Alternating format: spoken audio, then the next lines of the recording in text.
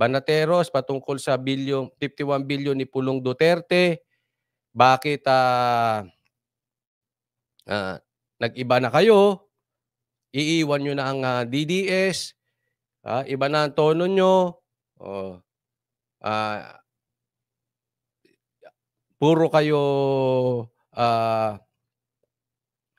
pag-iwas dito sa nangyari kay Pulong Duterte, no? So, yan po i-di-discuss natin kasi minsan alam niyo naman ang bashers, 'di ba?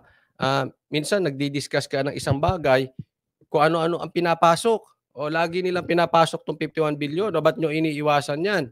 O, hindi kayo tunay na DDS. O sigurado ako, may mga ganyan pa kaming naririnig. Sigurado ako, aalis na po 'yan sa DDS, inuunti-unti na lang.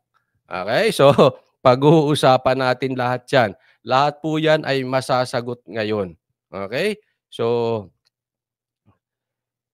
siguro maglagay tayo dito, no, ng saglit ng poll.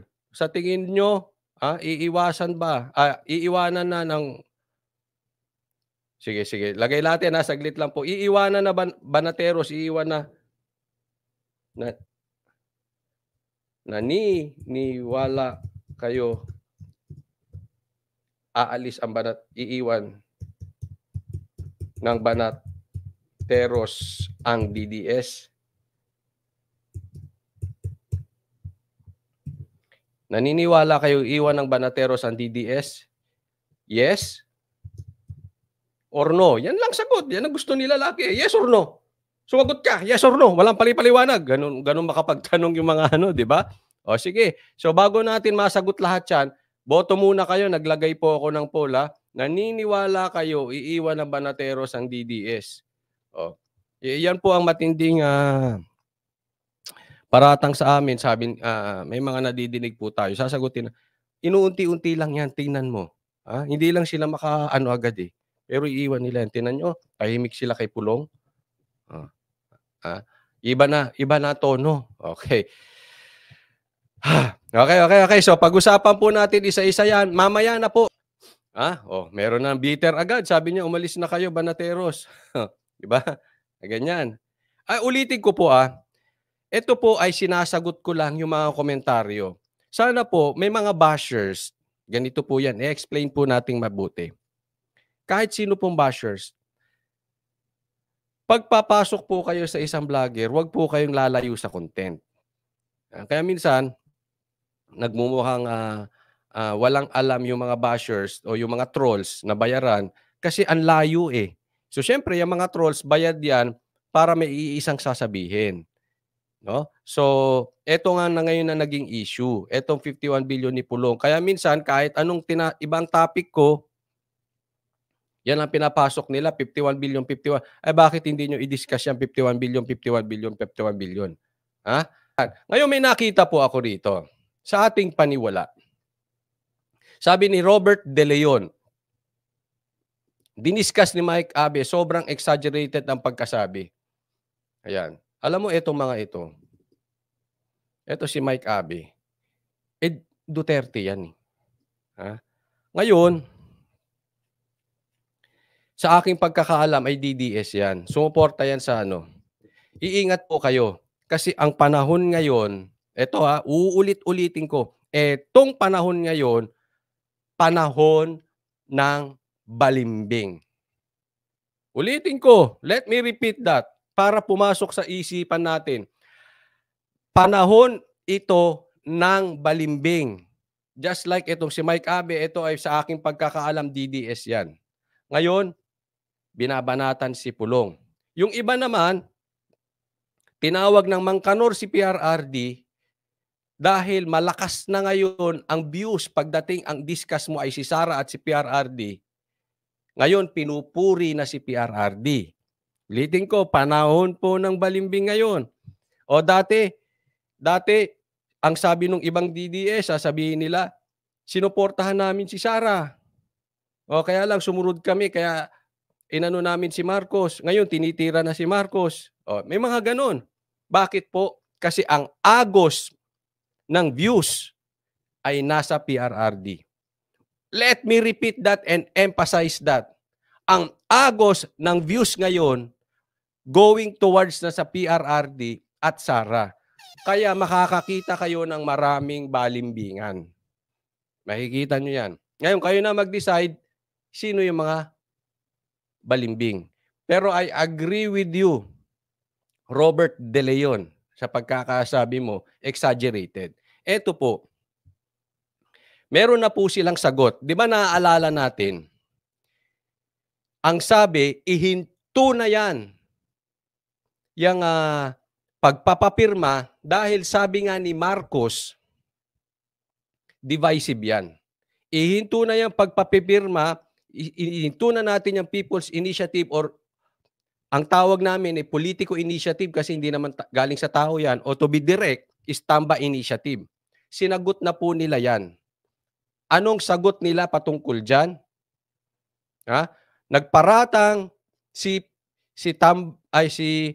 Pulong na may nagpipirma, nagpapapirma sa Davao. Si Sara bumanat na din. Merong pirmahang nangyayari dyan sa Davao. Sumagot na po si Nograles. Ito ay malamang sagot ni Nograles. Or ito ay malamang sagot ng Kongreso. O ito ay malamang sagot ng Kamara. O ito ay higit sa lahat, malamang sagot ni Tambaluslos. Ano ang sagot? 51 billion na budget mo nung pandemic, Pulong, ipaliwanag mo. Ganyan po sila kalupit.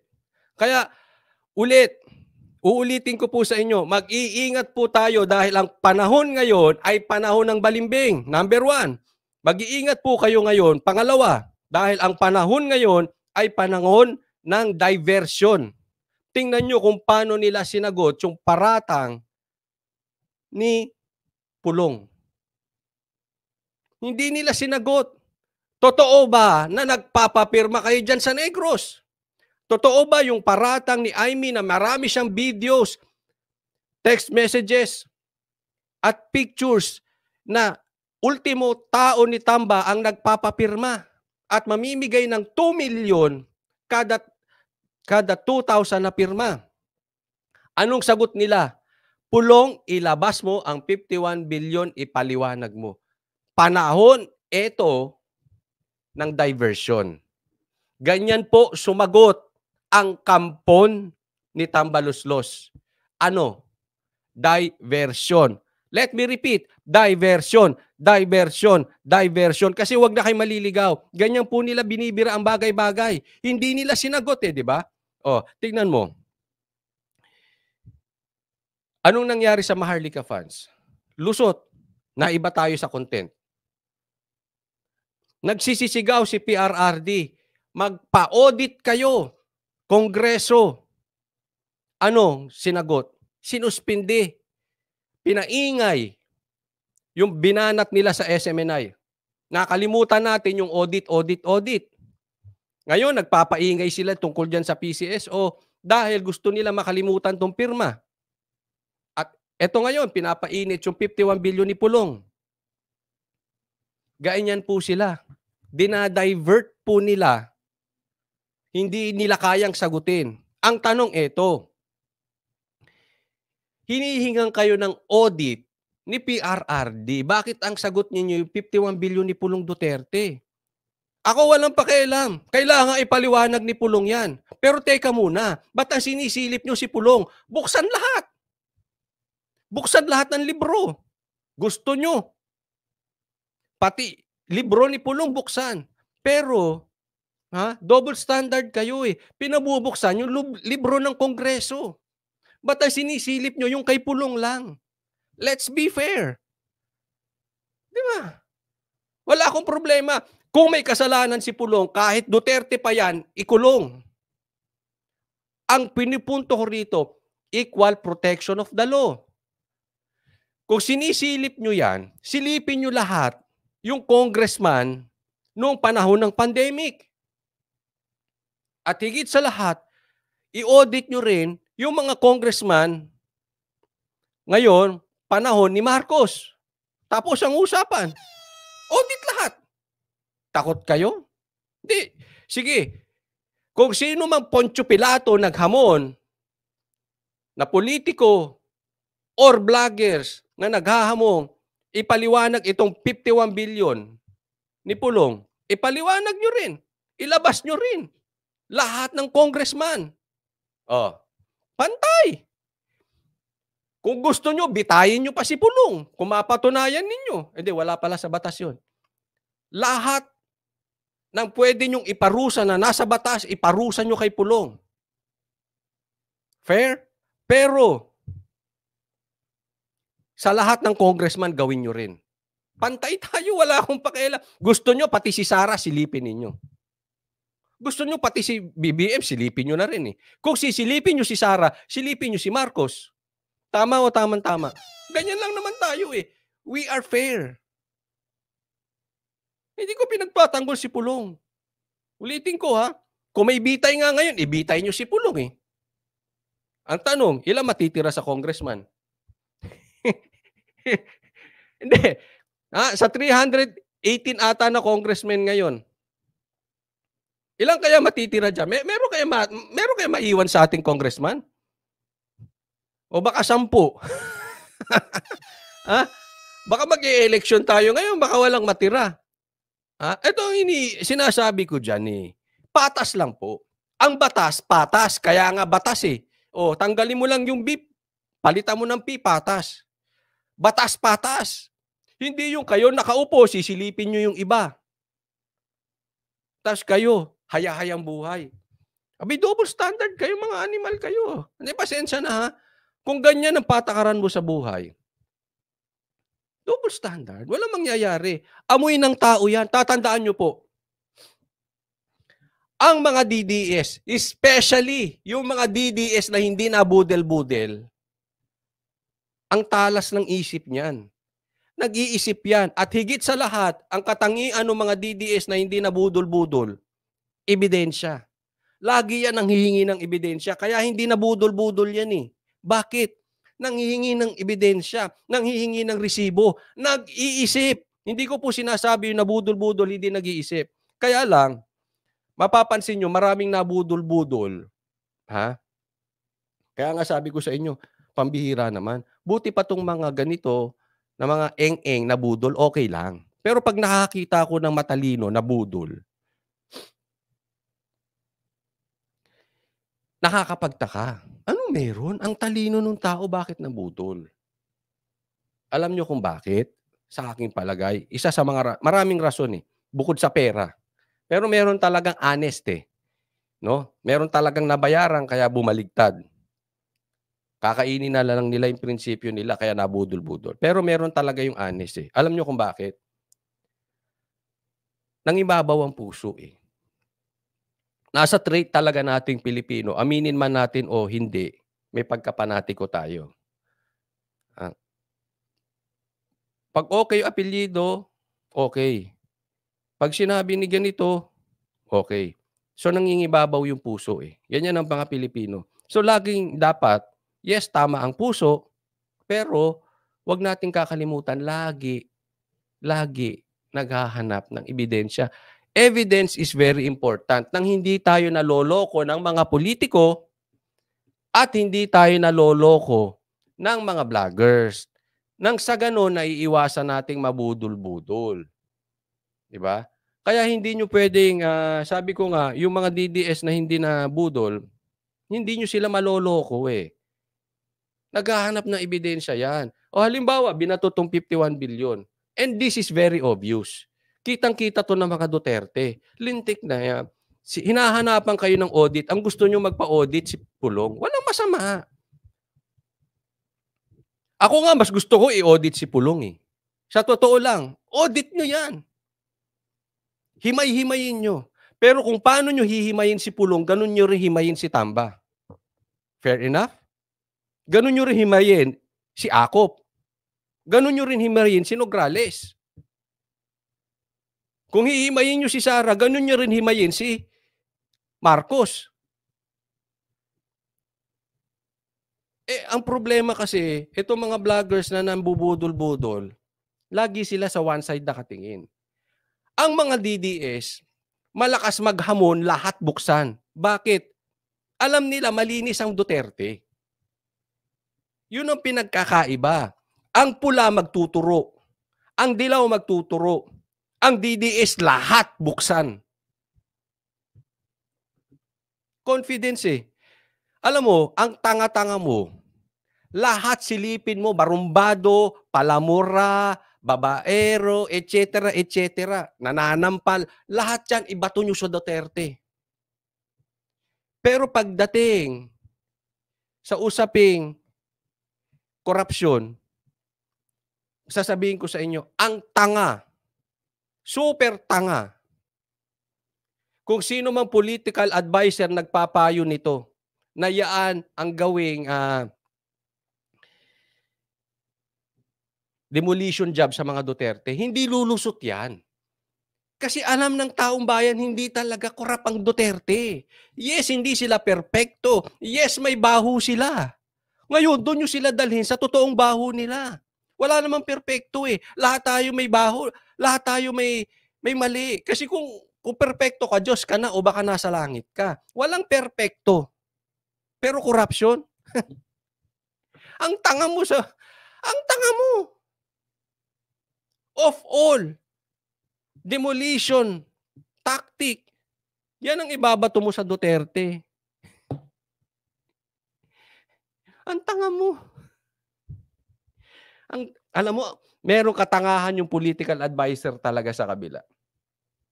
Mali-maling diskarte ang ginagawa. Kasi kunwari ako political advisor sa kabila at gusto kong ibaba ang Duterte, hindi corruption ang sisilipin ko. Iba sisilipin ko. Hindi ko na sasabihin sa inyo. Sa akin na lang. Pero hindi korupsyon. Loko-loko itong mga to, katanga rin eh. Pasensya na for the word pero that's reality eh. Ako yung nag-init, di ko na nga pinapansin eh. Panayang commit 51 billion, 51 billion, 51 billion. Sige! Let's get it on. Yan ang gusto ng mga Duterte. Yan ang sinisigaw ng Duterte. Buksan eh. Buksan lahat. Yeah, the last time na narinig natin si PRRD, alam nyo kung kailan at anong sinabi? Audit, di ba? Kaya ayan ang tono natin. Kaya yan ang sinisigaw ng mga Duterte. Audit, audit, audit, audit, audit, audit, audit, audit. Ito naman kabilang partido, kahina ng utak, ang gustong i-audit, si Pulong lang. Kita mo kung ano yung strategy nila. Napakahinang political strategies o yung analyst nila kung paano bumasa ng istorya. Ang layo nila eh. Hindi sila marunong. Babalik sa kanila itong sinisilip nilang 51 billion.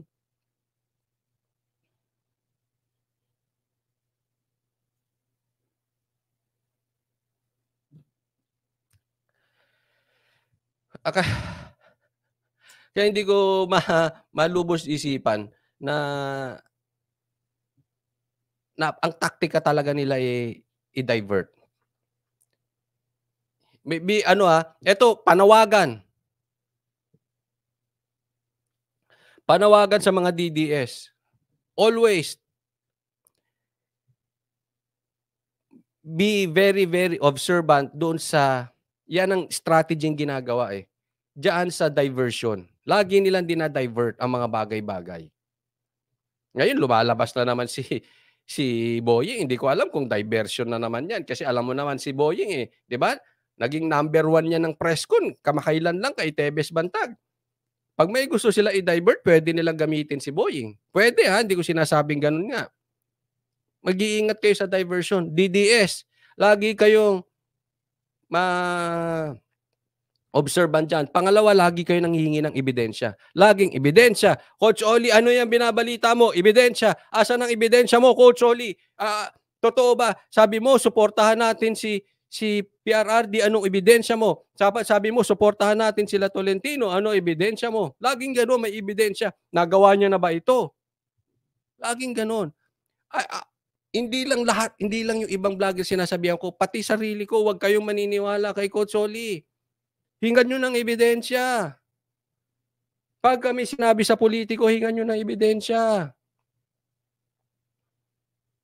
Laging gano'n para hindi tayo naloloko. Iwasan na po natin maulit, paulit, ulit, ulit, ulit ang budel-budel. Laging ebidensya, ebidensya, ebidensya, resibo, resibo, resibo. Paparating ang 2025 election. Bago ka maniwala sa vlogger, bago ka maniwala kay Coach Solly, at kahit sinong vlogger, hingan mo ebidensya, ito bang politiko sinasabi mo, nagawa na. Ganun kasimple. Siniraan tong politiko na ito.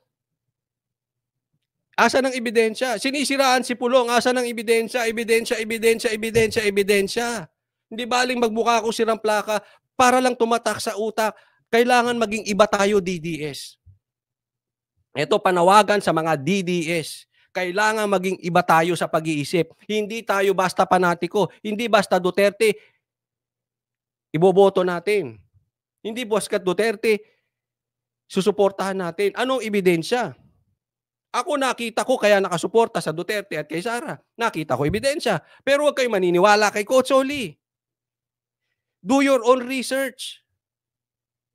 Tama, sabi ni it's easy to ruin a name but to prove it. Yun ang problema eh.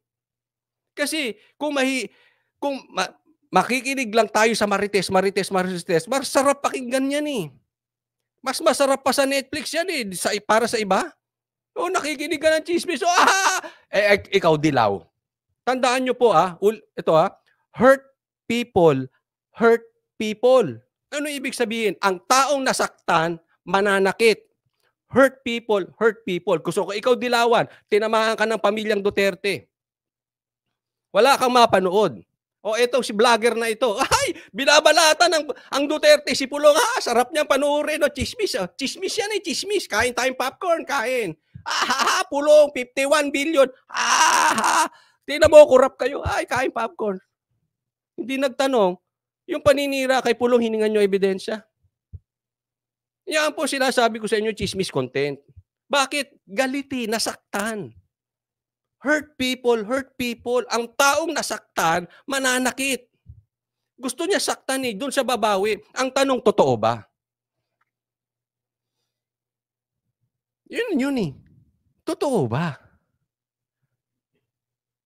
Kung hindi, popcorn content yan. Masarap lang pakinggan sa'yo kasi galit ka sa Duterte.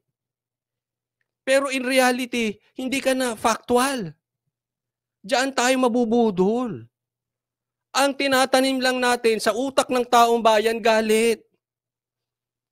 Yan ang panawagan ko, I'm addressing the DDS. Kailangan iba tayong mag-isip. Lagi tayo naghahanap ng ebidensya. Hindi pwedeng puro bato. Si PRRD, nag-ano yan, mga drug lords yan, kain popcorn, inom coke. Ay, sarap. Kita nyo, buti nga sa inyo, mga Duterte. Di ba? Bakit? Ang sarap panurin. Galit ka eh. Pagdating ng eleksyon, yung mga dilawan, sino iboboto? Bakit? Na pinaniwalaan nila yung kasinungalingan. At malakalaman mo, pag mahilig ka maniwala sa sinungaling, ikaw mismo, yung kasinungalingan mo, pinapaniwalaan mo na. Observe nyo sa buhay natin, pag ganyan ka na, malala ka na. Kasi pati paglalay mo, pati kasinungalingan mo, pinapaniwalaan mo na. Di ba? So, iingat po tayo. Again, hindi ako against silipan si Pulong. Pero wag tayong double standard, equal protection of the law. Ang batas ay patas. Ngayon, i-audit nyo lahat. Ako nga, gusto kong i-audit si Sara. Pati si Marcos.